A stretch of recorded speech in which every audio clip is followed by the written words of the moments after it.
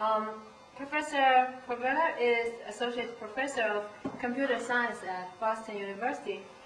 He works in performance evaluation, measurement, and analysis of computer systems and networks. Recently, he has focused on internet measurement and traffic analysis. He is an editor for IEEE ACM Transactions on Networking and Computer Communication Review, and a past editor of Computer Networks and IEEE Transaction on Computers. He was a program chair for the 2003 ACM SIGCOMM Internet Measurement Conference and general chair of 2005 Passive and Active Measurement Workshop. So now let's welcome our speaker. Okay. All right. Thank you very much, Dal.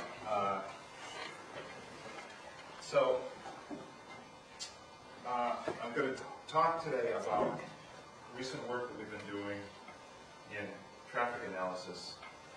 And I feel that we should be very informal today. It seems like there's no reason why we shouldn't be able to have a discussion at any point in the presentation if you like. So just stop me and ask me any questions you have at any point.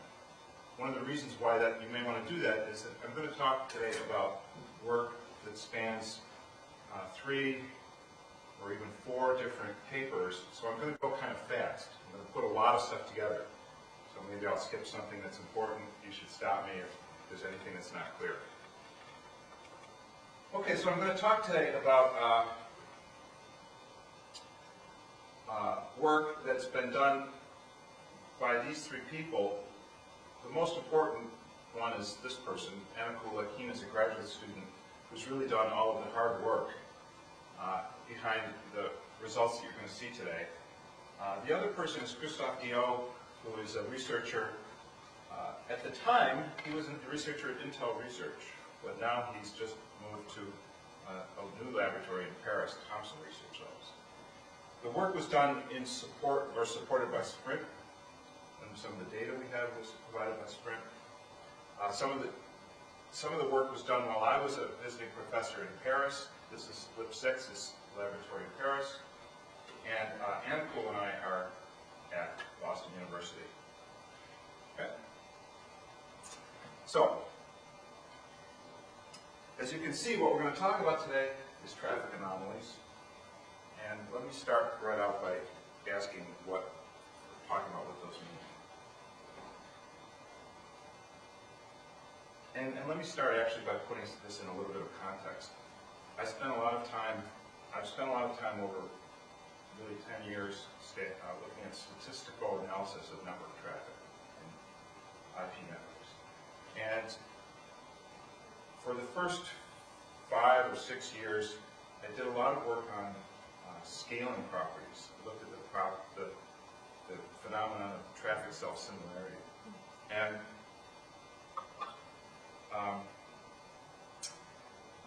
around 2000, 2001, I started talking with people like Christophe Diot, who were concerned more with operating networks. And I started to realize that all of the work that I had been doing, while it was very good and important, wasn't really relevant to the people who were running networks. They had concerns that were much more of the type up here.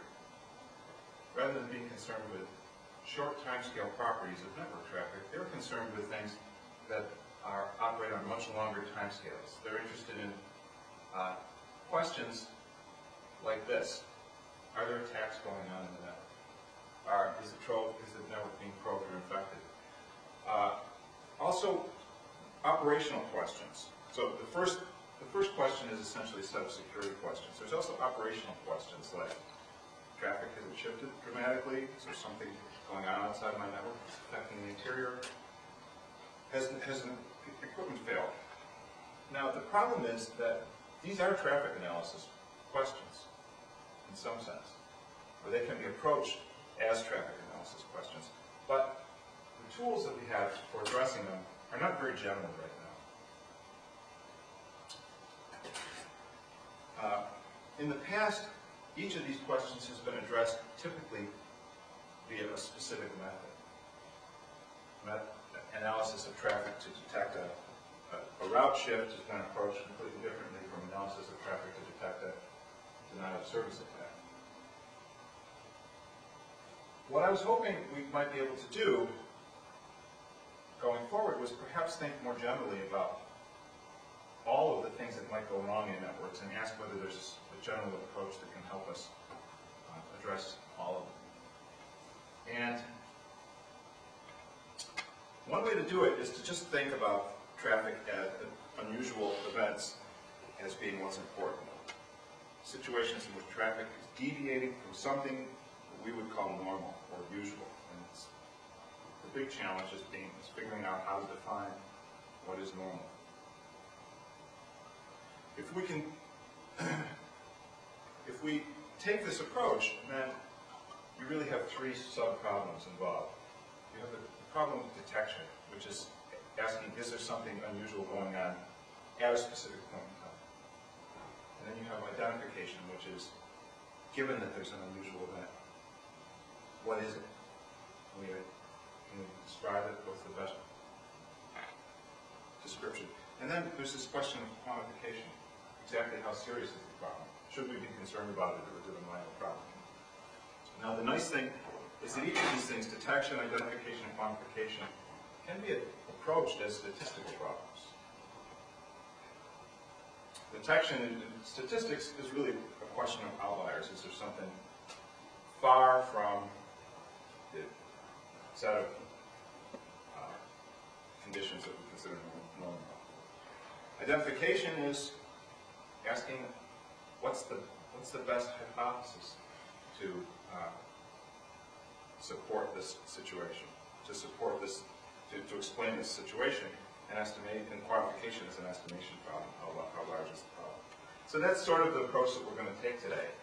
And together we're going to call these things anomaly diagnosis. So anomaly is not precisely defined, except that it's a deviation from usual conditions.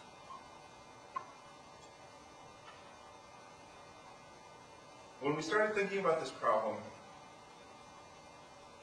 the deficiency that seemed to be present in traffic analysis to date had been that traffic analysis had been approached as a question of analyzing traffic from a single link, a time series essentially. That's the canonical representation of traffic. It's measurements of single values over time. And it seemed clear that we were missing a very important source of information, which was the relative or the relationship between measurements throughout the network at different times. And so we tried to push towards something we call a whole network approach or whole network diagnosis. And the basic idea, what we mean by whole network diagnosis, is simply to look at multiple measurements across the network, or perhaps measurements that span every network component in the best case, and process them or analyze them as an ensemble, as a group. So this is what we're going to do today. We're going to talk about methods that you can use for understanding entire collections of measurements taken from a network. Now, why hasn't this been done before? It's difficult. Even if you're studying an individual link, you have a large amount of data. If you're now going to collect traffic from multiple links, multiple locations of the network, you're going to have all the more data that you need to work with. Secondly, we're concerned with problems in which the conditions in the network are changing in a normal way.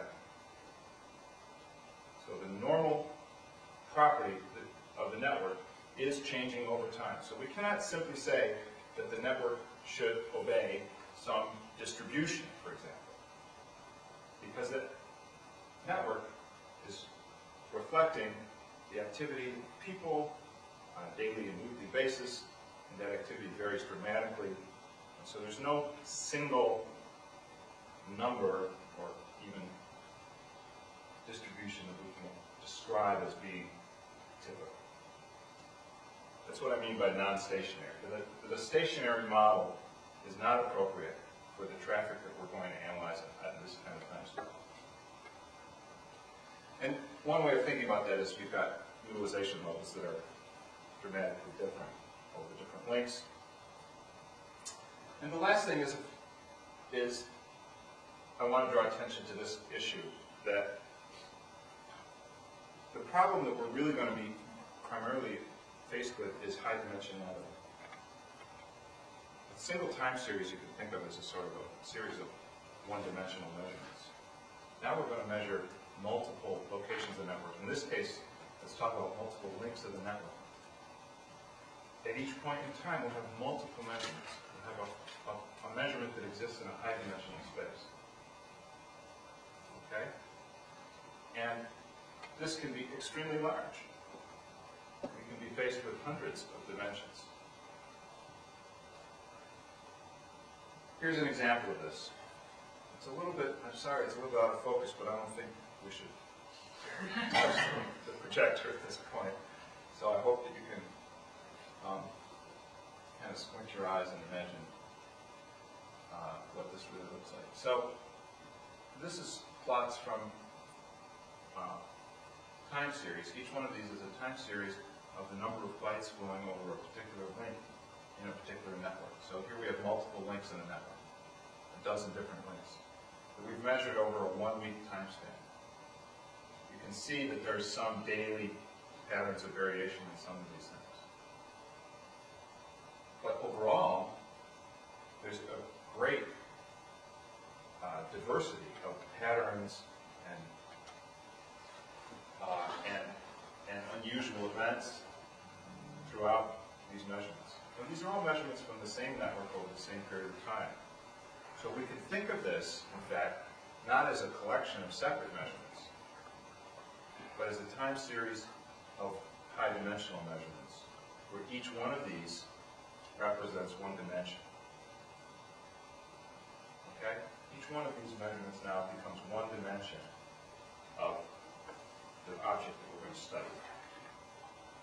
The period of measurement is a week? Well, that's what we're looking at here. The individual time steps are 5 minutes. So you're looking at the number of bytes in a 5-minute interval over the space of 1 week. I'm wondering if it was possible to differentiate the weekends.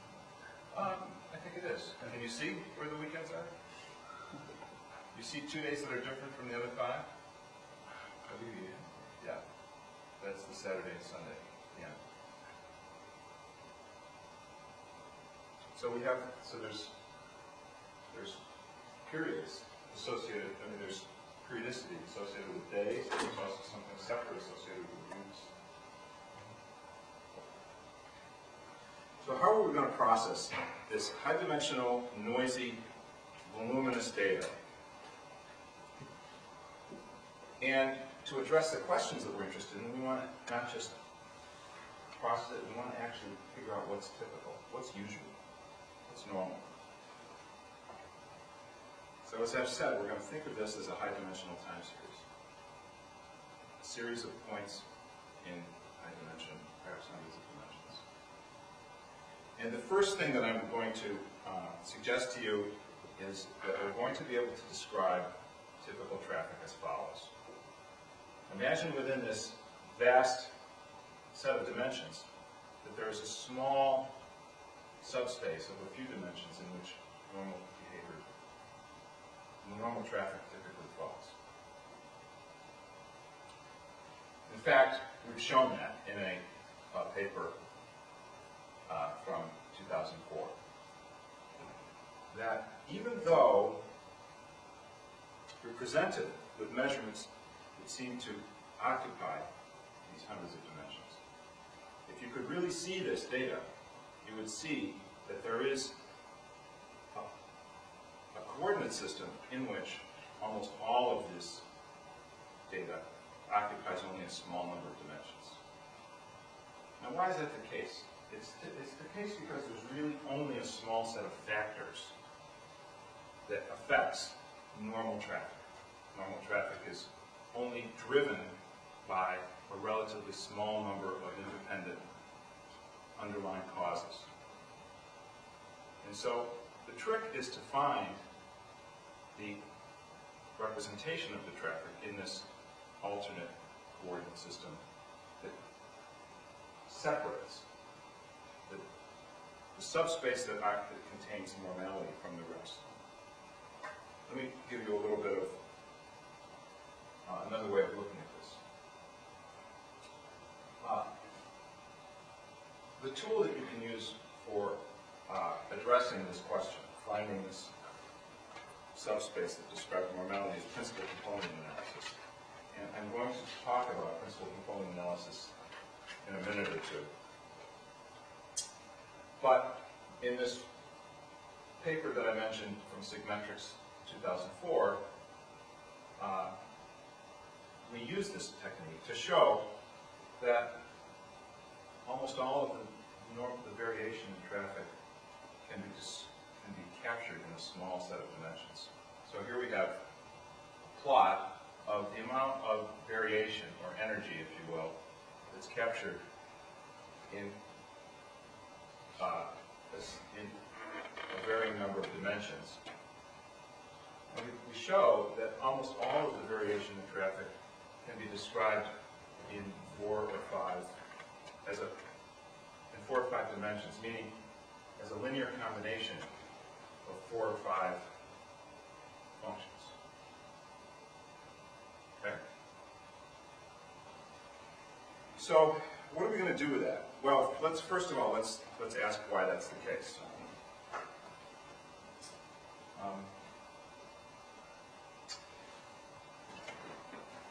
Get something out of here while I'm talking. Well, the reason this is the case is because even though we have these hundreds of links, the traffic is not on each of these links is not independent. Okay? Traffic, there's strong relationships between the traffic that occurs on distinct links.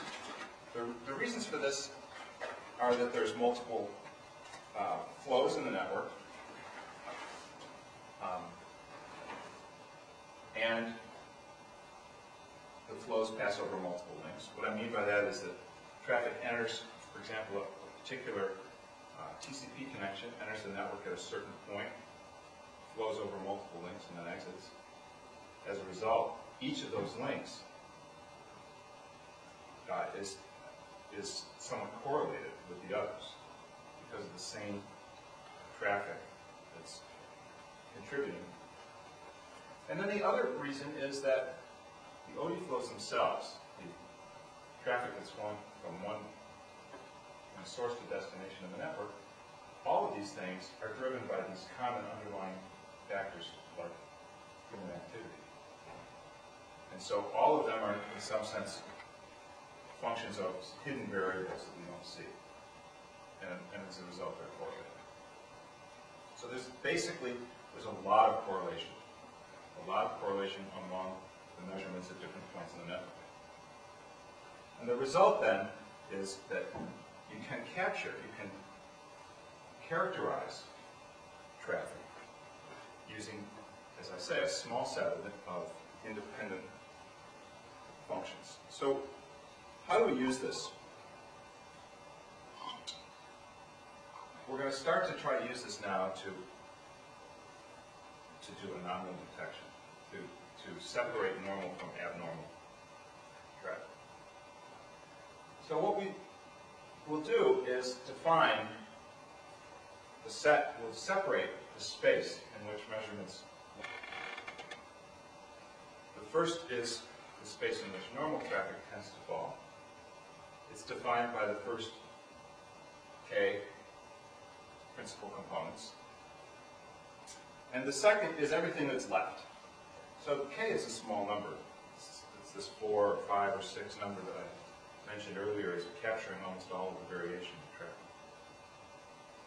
So we have a small subspace in which we expect most traffic to fall, and we have a large subspace measured in terms of dimensions in which everything that's unusual. We're going to claim that everything that's unusual tends to fall in this subspace. Then if we have a single measurement, this is a high-dimensional vector, we can decompose it into the sum of two vectors, which are obtained, these vectors are obtained simply by projecting y onto these two subspaces.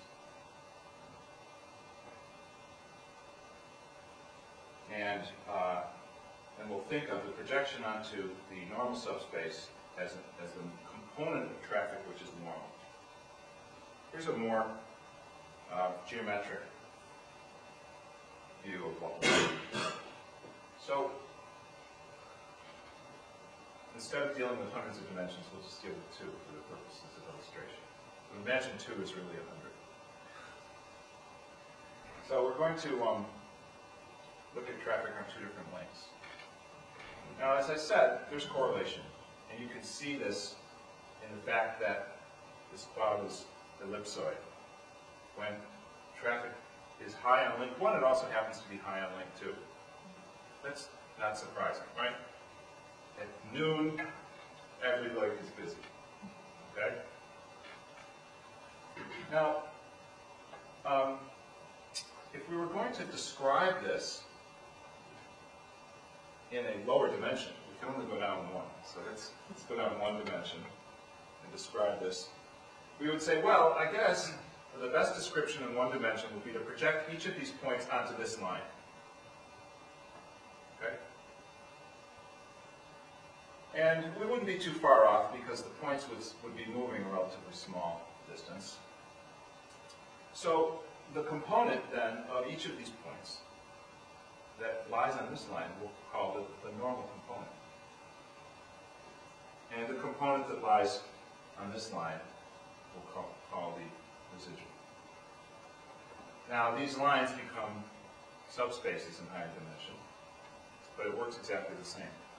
Now let's imagine what happens. Here we have a measurement which is anomalous. We can all see that it's anomalous. But in fact, if we had only been looking at one link or the other link in isolation, we would not see this anomaly. Because this measurement is within the normal range of variation here. And it's within the normal range of variation here. It's only the fact that the correlation has been broken between the 2 measurements that allows us to identify this as being unusual. That's really the key to everything we're going to do, okay?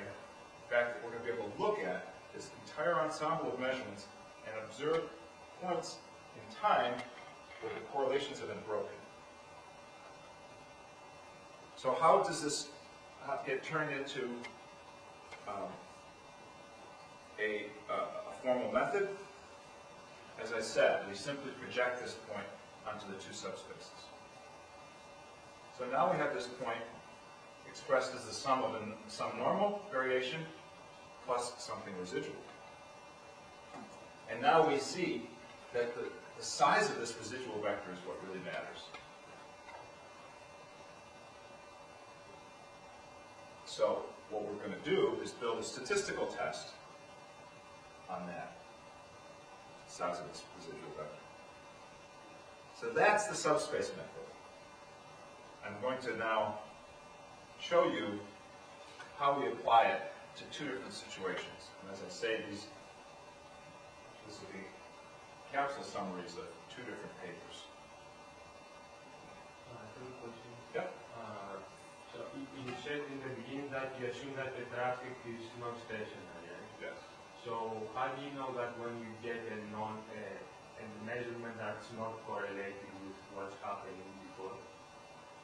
How do you know that that's not a sign of the traffic of the network moving to a new point? Like it's not stationary, but it's predictable. Okay. In other words, the daily variation and the weekly variation have what we would call predictable properties. For example, the mean is varying within human bounds. Okay? So that's actually what we're capturing with principal component analysis. We're capturing that predictable variation in those small dimensions.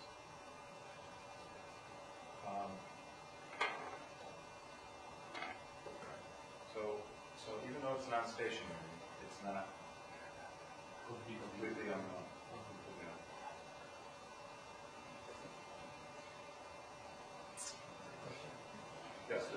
the two lines in the previous slide are perpendicular in this example, and is it the case in Iberian also? They're what? Perpendicular? Yeah. Yes, it's exactly what happens in high dimension, because principal component analysis constructs a new orthogonal basis for your data. So all of the axes that define S, even in higher dimension, they're all perpendicular. And when you take out those subspaces, the subspace that's left is orthogonal as well to what you took out. Okay? So it's the new coordinate system is an orthogonal coordinate system. It's just a rotation of the old and reflection of the sun. Okay?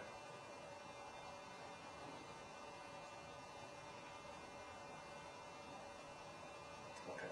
Right. That's why that's why the measurement is the sum of the two pieces. Okay. So first thing I'm going to talk about is a problem involving analyzing link traffic, meaning measurements from links, traffic flowing over individual links in the network. And the problem is going to be diagnosing volume anomalies. So a volume anomaly we're going to define is simply an unusual amount of traffic, usually large and usually small. We're just talking about the volume of traffic, the quantity. In this case, we're going to attack each of these problems. We're going to look at the detection problem, the identification and the quantification problem, and I'll show you some validation quickly. And then we're going to switch to a different problem and a different kind of data. We're then going to look at flow traffic. By flow traffic, I mean traffic that enters the network at a certain point and leaves at another point, traversing perhaps many links. So just a different way of breaking down the same traffic. And then we're going to, in this case, we're going to look at a whole range of anomalies and see whether we can detect a wide range of anomalies. Okay, so I'm going to speed up a little bit so that we fit in before noon, but again, stop me if I skip over something. So as I said, a volume anomaly is a sudden change in the volume of traffic. Okay, so we're going to take link measurements. Now, here's the thing. The volume anomaly is something that takes place in an origin-destination flow. Traffic enters at high volume, passes through many links, perhaps, and exits. But we're only going to take as our input link traffic measurements. These are much easier to obtain. Link traffic can be obtained simply by polling routers, and flow traffic requires a lot more challenging measurement. So here's the kind of data we're going to look at. We took data from the Abilene Network, which is the research and education network in North America, and data from the portion of the Sprint network that is in Europe. We have 3 data sets that we're going to look at. Each of them spans a week. Here the time bins were 10 minutes, so each individual measurement is the number of bytes within 10 minutes. And the networks have different size. The Sprint network has 13 POPs, 13 cities, and 49 links. The Abilene network has 11 POPs and 41 links. So what are we going to try to do? We're going to try to do the following. Here's some link traffic. Here's traffic on 4 different links. And the problem is to identify that the traffic that's flowing from one source to one destination, here we have traffic entering here, traversing 4 links and exiting, that flow is unusually large at this point in time. But we can't see this. What we can see is the traffic on each link individually. And furthermore, we're looking at all the links at once. You don't have the luxury of being told you should only look at these 4 links. We're going to look at all the links, and we're going to notice that there is an anomaly. And we're going to narrow it in, that's the detection, and we're going to narrow it in to these 4 links and infer the flow That's the identification. And then we're going to measure how much unusual traffic there is. That's the quantification. So, let's talk about detection first of all. The detection method is a statistical test. It's based on the size of the residual traffic. The test is simply a threshold test applied to the L2 norm of the residual vector, its length. I'm just going to look at the length of the residual vector and ask whether it exceeds some threshold. The threshold is set based on a Gaussian assumption. It's debatable whether the variation in this traffic is Gaussian, okay? But the variation in the traffic is well bounded. It doesn't have huge excursions. Normal traffic, right? Assuming normal traffic. The normal traffic, if we use a Gaussian assumption to measure the variation, basically we're going to measure the variance in each of these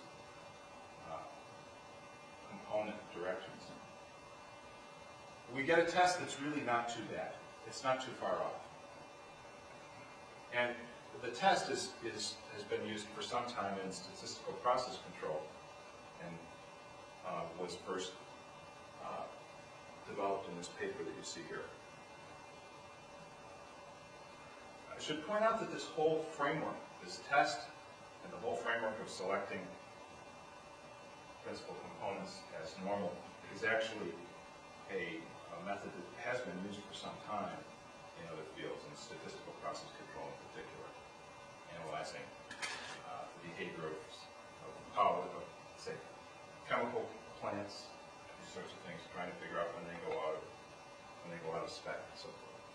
So basically what this corresponds to is then saying, okay, we're going to put some sort of envelope around our subspace.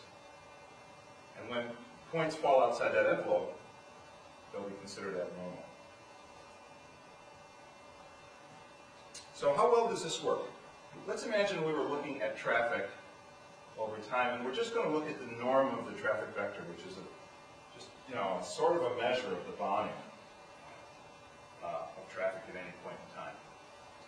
Now, if we look at this data and identify manually anomalies, imagine that we've done that, and we did do that. You see that these anomalies are hard to pick out because normal traffic has such a large range of variation that even an anomalous event doesn't step outside of that envelope to any great degree. So you see here, these would be hard to pick out using simple threshold tests. But if we only look at the residual vector, then anomalous events are very clear and they're very easy to identify.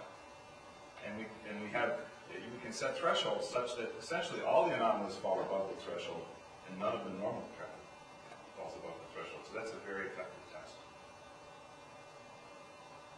And that's what we do. Okay. You said that you found this anomalies manually also? Yeah, some of them, yes. So how do you do it in I said that the anomalies were underlying OD for us, right? So we actually have access to those OD flows. And we can process them individually as scalar time series.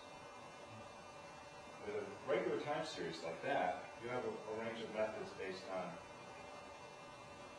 looking at past history that allow you to identify when it's like you do a weighted average, moving average, or you do some kind of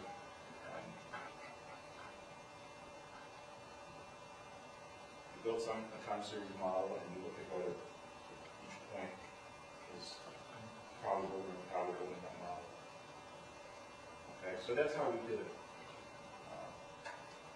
In fact, that's how we got the ground truth that we're going to validate or not disprove.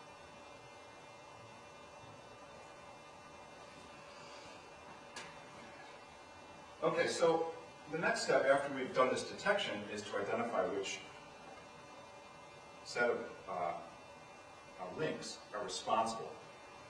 And what this essentially means is that there are some directions.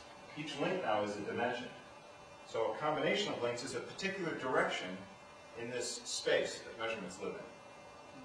So in fact, it's the direction of displacement of this residual vector, which is encoding the links that are contributing. Right? So all we have to do is find the set of links that best describes the direction of this vector. And this is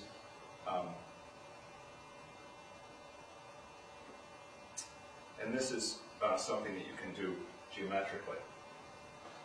So we're going to define a set of anomalies. Essentially, each anomaly corresponds to one OD flow. Each OD flow is a combination of links. So each anomaly is really a particular vector. We're going to ask whether, or each hypothetical anomaly is a particular vector, and we're going to ask whether what we really get here, this is our true measurement, is best described as something normal plus a scaled contribution from one of these vectors. Which of these vectors gives you the best approximation to what's actually measured? And that's how we'll select the set of links that are contributing. And so what this essentially means is finding the largest amount of anomalous variation that can be described by one of these hypotheses. So the anomalies are potential origin-destination flows Right. between a single origin and a single destination. Right. But it could be the case that in the real network, this anomaly is the sum of multiple Right. that just happen to go through some link and they type up the time to do that particular thing. Right. So okay, all I'm trying to do is think like a bad guy, see how I could cause something that wouldn't be detected or misdetected.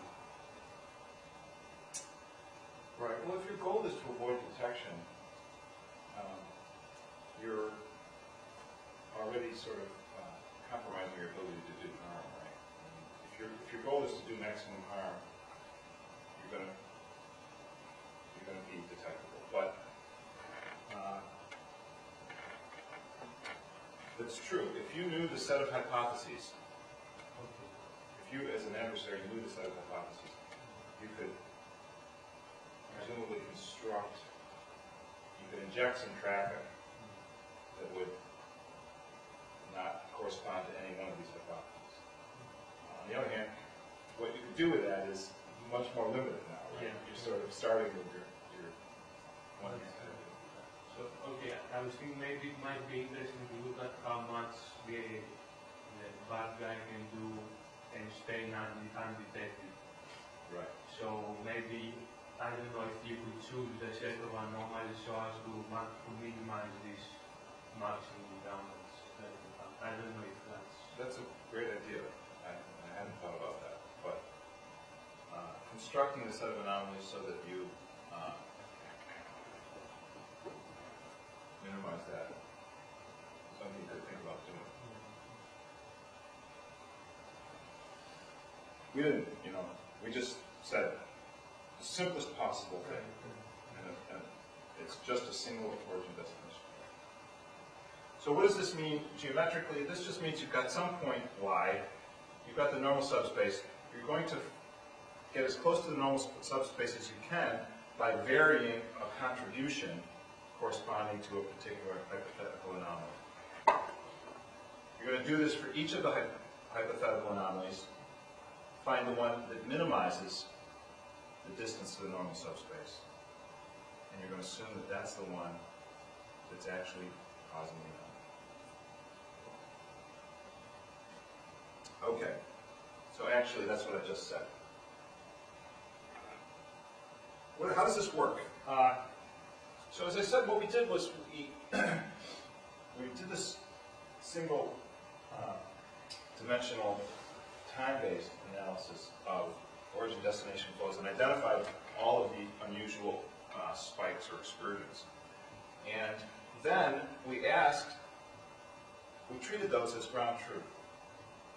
And then we asked whether the method that I've just described to you is able, what does it detect, what does it identify, and how well does it quantify?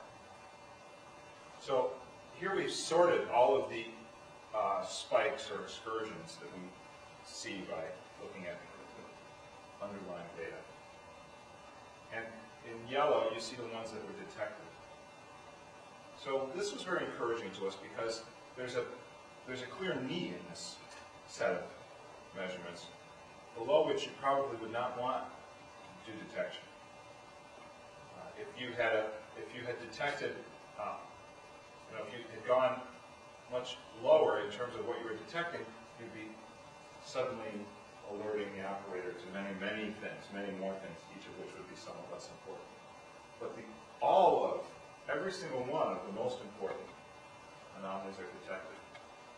Likewise, almost every single one of them can be identified correctly, finding the actual origin-destination flow that causes this anomaly. And lastly, when we measure the amount of traffic in the anomaly, we find that the measurement predicted via that method I just described is actually very close to what we actually know to be the truth.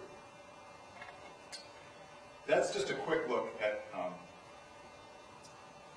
that's a look at an individual data set. How does it work over our entire set of data? We use two different methods for looking at the underlying origin-destination flows and identifying where the spikes are. This is a weighted average. This is a Fourier analysis that just keeps the largest, that filters out the low frequencies. And so two different methods resulting in two different sets of anomalies. And the detection rates are shown here. So, for example, in this case, using this method of identifying the underlying origin-destination flow anomaly, the method detects 9 out of 9. Only raises one detection for things that were not in the set of 9. So very low false alarm rate, very high detection rate, very high identification rate, and quantification is accurate within 20%. Okay, so that's how things look when you're concerned with volume anomalies. I'm going to shift gears now. Any questions about volume anomalies? How the method works? Yep. So, how do you decide what's the best dimension for the normal substance? Good question. So,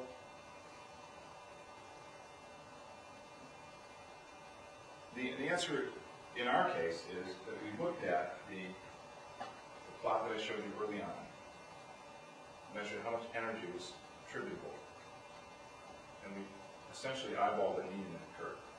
Now, luckily, that knee is extremely sharp, so it's very clear in this case what the right number of dimensions is. That's not to say that in every case you're going to have the same clarity of separation. And that is a problem that has to be dealt with in applying this one. Okay. Yeah. What do you think it depends on? It depends on the way in which normal variation arises. And it depends on the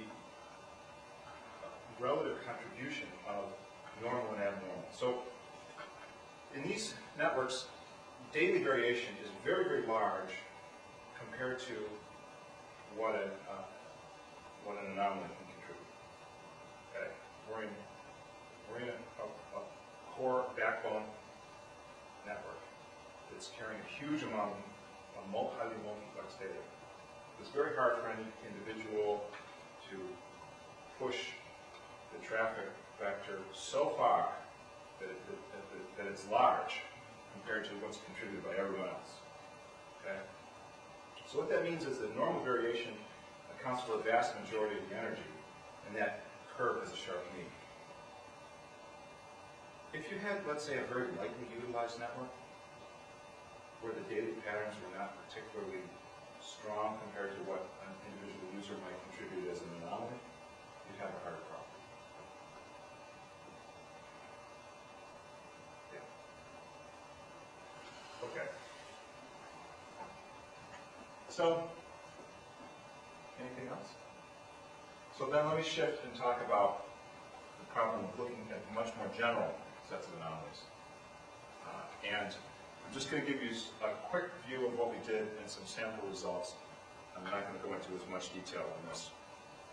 But we would like to be able to move beyond the set of things that are just volume anomalies, and we're concerned with the much larger set of questions that I laid out at the beginning, like, are there attacks going on in the network? Is someone probing the network?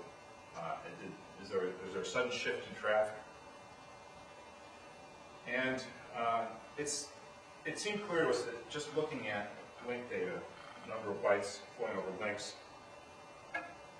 didn't hold enough information. So we're going to turn now to this flow data, and I'm going to use the term IP flow. That's different from origin destination flow. An IP flow is an individual stream of packets that are due to a single, let's say, a single connection. A single TCP connection, or a single UDP connection. It's a set of packets in which the headers all have the same 4-tuple or 5-tuple. Same source, same destination, same ports. So it's a component of traffic. And that's what we're going to look at now. And we're going to apply the subspace method to measures that understand the nature of IP flows. So we're going to look at origin destination traffic. Within that, we're going to look at IP flows, and we're going to use these metrics to characterize this origin destination flow traffic. We're going to count the number of bytes just like before. We're going to still use volume as one metric. We're going to now count the number of packets as well. So it's a slightly different measure of volume. It gives you some different information in some situations. And we're going to also count the number of IP flows per unit time. And we use the subspace method on each of these metrics separately. And then after we've detected, we're just going to dive down and manually inspect each of the anomalies that's detected and try and understand what it is that the method is detecting. What can you detect if you look at these metrics using the subspace method? So, what can you detect?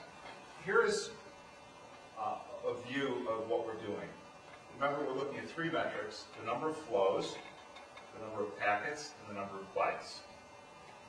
Now, this is from the same, these three views of the same origin destination flow. And the green line that you see here is, you can think of it as what the normal subspace contains. It's the portion of the traffic that's attributable to normal variation. It's the portion of the traffic that falls into the normal subspace.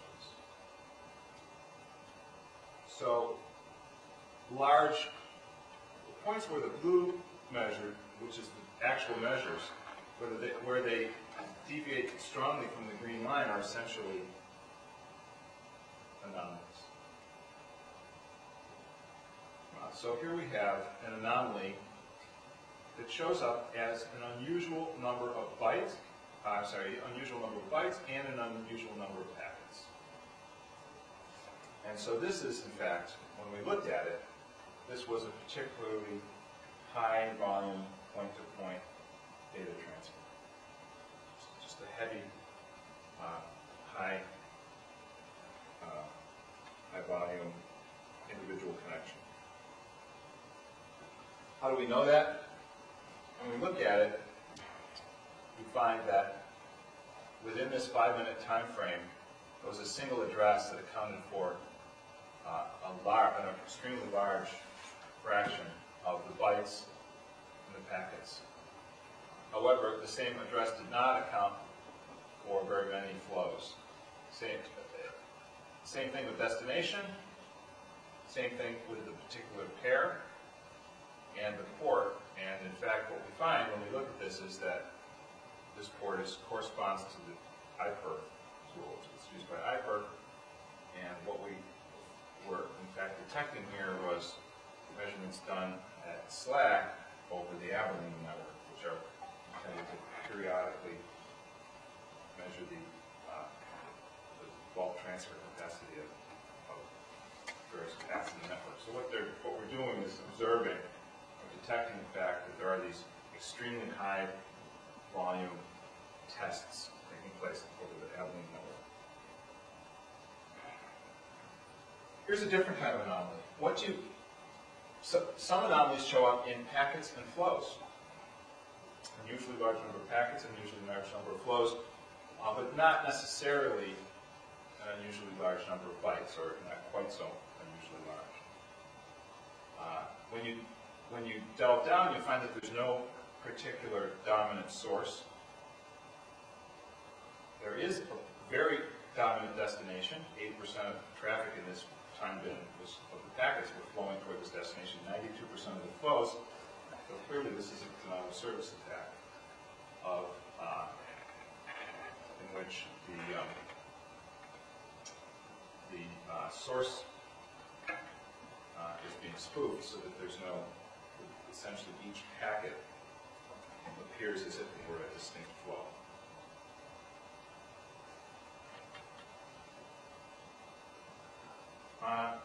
An interesting case was an anomaly that appeared in all three metrics. So now you have something in which all of the bytes, packets, and flows metrics are showing a distinct shift. And in fact, we can correlate that with exactly the opposite shift on another path. And when we delved in, I should say, when Anna delved in to the operational data on Abilene, we found that this was in fact a known event in which a customer had changed its ingress point to the network, and therefore one flow, traffic flowing over one origin destination flow essentially shifted to another.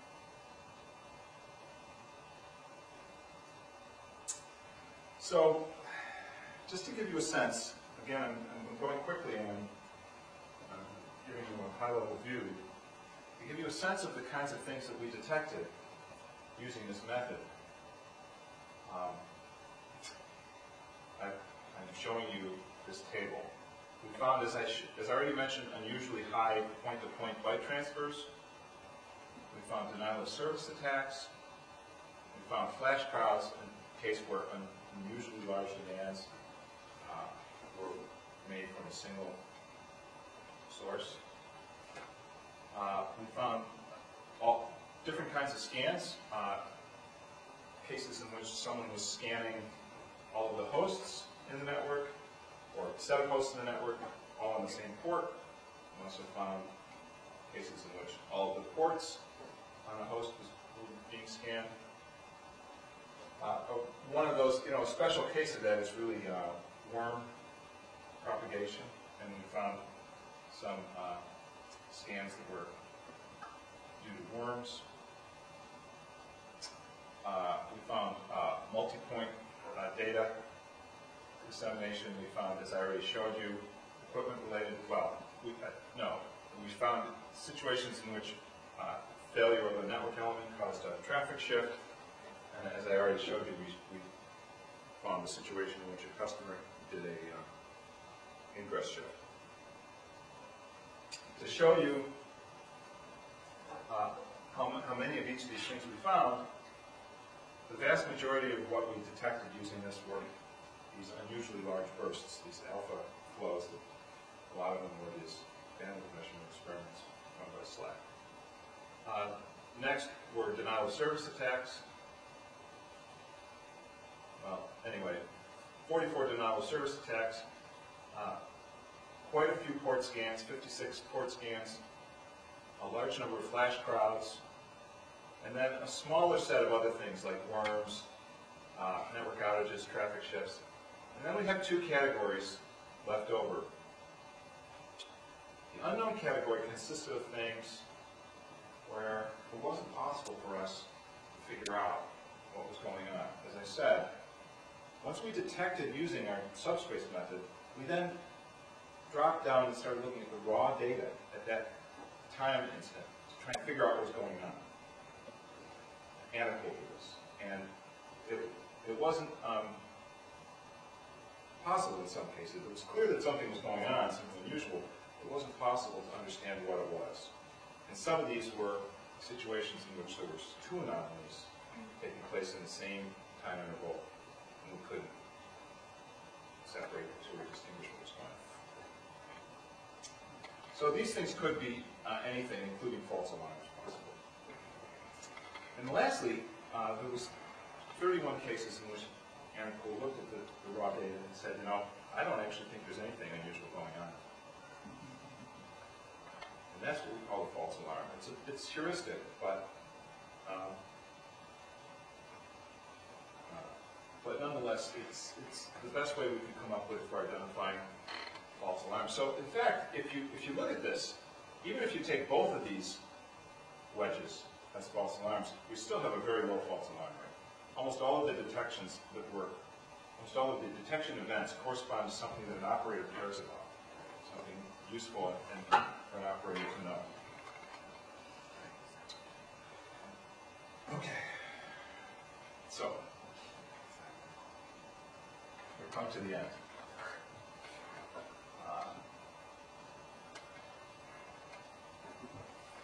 I guess the biggest, the main point that I want to leave you with is that this whole network approach, this way of looking at collection of traffic across the entire network is feasible. It's quite doable. And a particularly effective way is this method that we call the subspace method, or the subspace method that we borrowed from these other fields. And the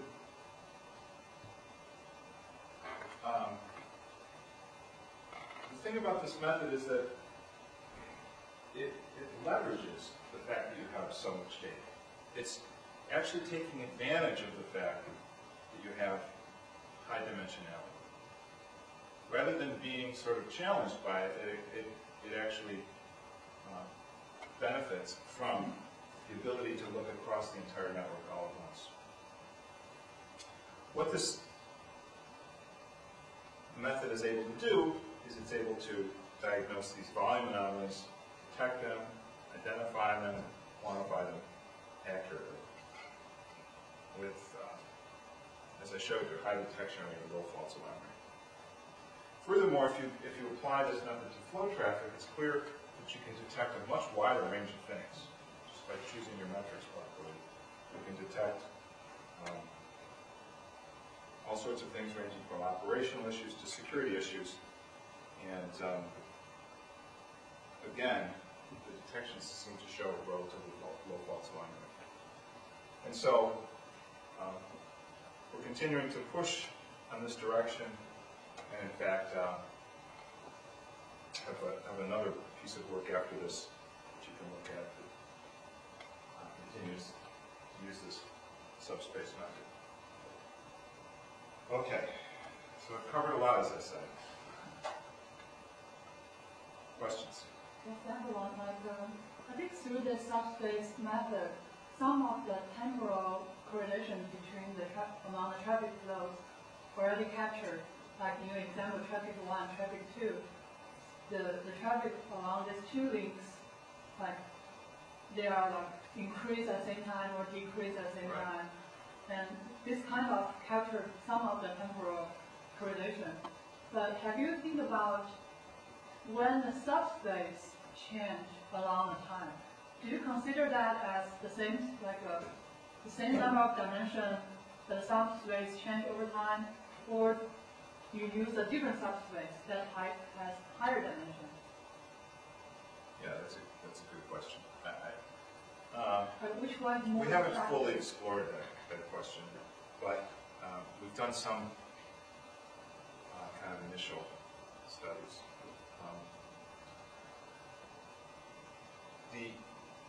The answer to the number of dimensions is, my expectation is that the number of dimensions would not change over time, but rather that the set of normal dimensions is going to shift to some extent, reorient itself. Now the question is, how rapidly do those shifts take place?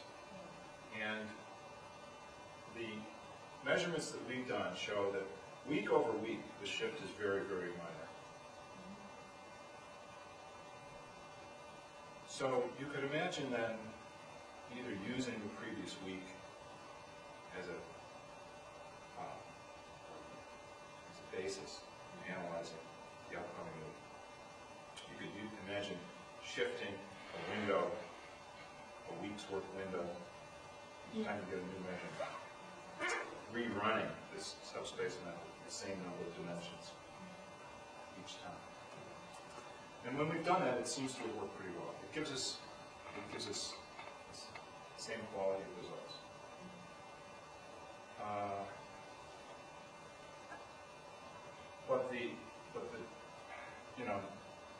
The answer is that the complete study of that question hasn't been done.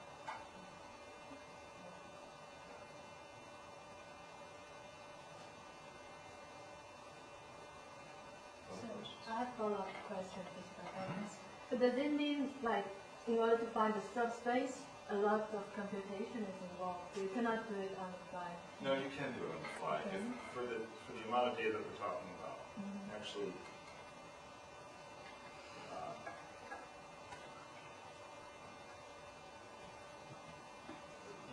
the computation that's involved in doing 1 week, in our case, it's implemented using singular value decomposition. We can do this in a second or two for the size of the networks that we're looking at. We had, this 49 corresponds to the number of links in the Sprint network. If you had maybe thousands of links, or somehow you had measurements that span thousands of dimensions, you might run into computational issues at that point. For the situations we looked at, could easily do this, every time you got a new measurement. Okay, but the types of anomalies you detect, you have to look at into manually, because I noticed you have only 3 categories. You only look at 3 metrics, right? Right. The bits, the bytes, the packets, and the Right. workflows. Right. So the total combination is just the anomaly can only be 7, right? You consider normal. No. This combination. No. No? The dimensions, what we did, each one of those bytes, packets, and flows is a separate application of the subspace method to a matrix that might be 49 by 1,000. Okay? And right? So you got a matrix of byte measurements, you apply subspace to that, and you've got a matrix of flow measurements. Right. So it's like if you see anomaly in packets and flows, you say that it's a distributed denial of service. No, I didn't mean to imply that we could go that far. I meant that you can get some information about it, but that the identification for this work, the identification was done completely By hand. That, it does lead me to mention that we have another paper following this, which is from the last year, in which we look at yet another metric that does give you what you're looking for, the ability to identify based on observing the metrics themselves. Okay? So then you can take action. Then you can take action again. So currently, for all these results, you consider that you have, for example, the 5 weeks, and then you do all the processing offline, right? And you have enough like this. For example, now that we have like my models then for these 5 weeks, how they behave if I put them online. So I'm starting at the end of this week, I just have like my models and keep monitoring continuously and see if they can be used to detect anomalies. You build a model for the first week, Yeah, and you use that for subsequent measurements and say, well, yeah. yeah, that's what I was saying before, is that we tried variants of that, and yields results that are comparable to what we're doing. The work, you know, to be clear, what we did in this work was offline. But the online, the extension online doesn't seem to be particularly changed. I do want to mention that we were able to do this because we had extremely useful data, and this came from the Avalon Network. You see here the people that helped us get this data, and it also came from the Sprint Europe Network. We couldn't have done it without this data. Any other questions? Okay. So there's going to be a roundtable discussion. Right? Yeah, there is going to be a roundtable discussion at 2 o'clock at the library of the center. You all know that, right? Okay, let's set the speaker.